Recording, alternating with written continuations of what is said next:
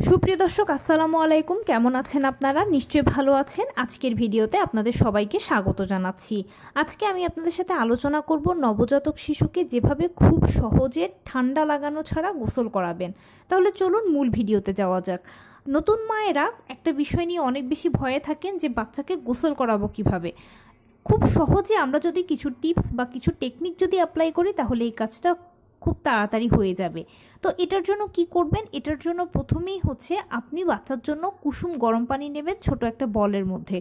কুসুম গরম পানি দিয়ে গোসল করালে ওদের ঠান্ডা লাগবে না। এরপরে বাচ্চার জন্য আপনি যে বেবি শ্যাম্পুটা ব্যবহার করতে চাচ্ছেন বা যে বেবি সোপটা ব্যবহার করতে চাচ্ছেন সেটা পাশে রাখবেন, প্লাস আপনি বাচ্চার তোয়ালেটা পাশে রাখবেন। অবশ্যই সর্ষের তেলটা কাছাকাছি রাখবেন।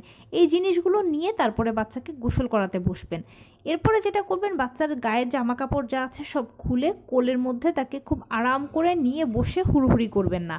বাচ্চার গায়ে আপনি সর্ষের তেলটা ম্যাসেজ করবেন কিছুক্ষণ।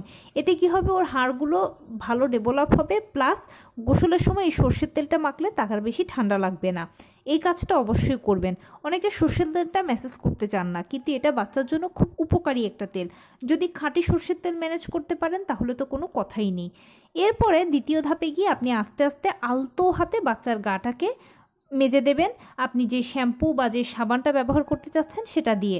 তবে এখানে আমার পরামর্শ হচ্ছে বাচ্চাদের জন্য যে বেবি শ্যাম্পুটা পাওয়া যায় সেটাই সবথেকে বেশি ভালো সাবানের তুলনায়।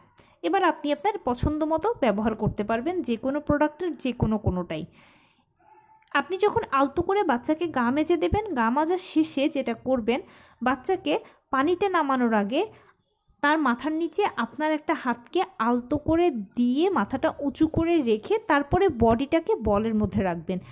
অন্য একটা হাত দিয়ে আস্তে আস্তে আস্তে আস্তে করে কোষ করে করে আপনার বাচ্চার পুরো গাটাকে আপনি ধুয়ে দিবেন। মুখটাতে কোনো মতেই পানি ঢালবেন না। মুখে যেটা করবেন সেটা হচ্ছে পানিতে আপনার হাতটাকে ভিজিয়ে মুখটাকে জাস্ট মুছে দেবেন পানিটা দিয়ে।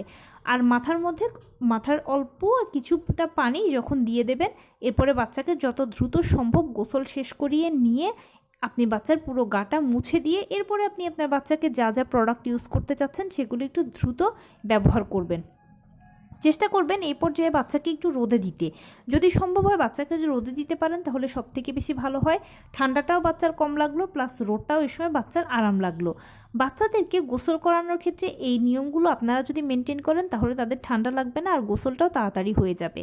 আরেকটা কথা কি, নবজাতক শিশুকে সবসময় চেষ্টা করবেন 10টা থেকে 11টা এই 1 ঘন্টার মধ্যে গোসলটা সেরে ফেলতে। এই সময়টাতে কি হবে, রোদ ভালো পাওয়া যাবে, প্লাস তাদের ঠান্ডা লাগবে না। আর নবজাতককে তো রোদে দিতেই হয়, কারণ রোদ থেকে তাদের জন্য ভিটামিন ডি সেটা খুব বেশি উপকারী।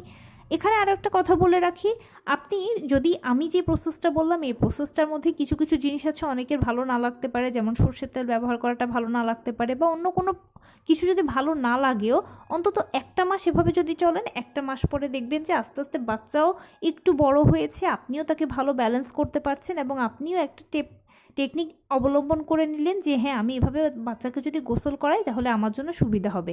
1 মাস এভাবে ব্যবহার করার পরে 1 মাস পরে আপনি আপনার মতো করে একটা রুটিন সেট করে নিতে পারবেন।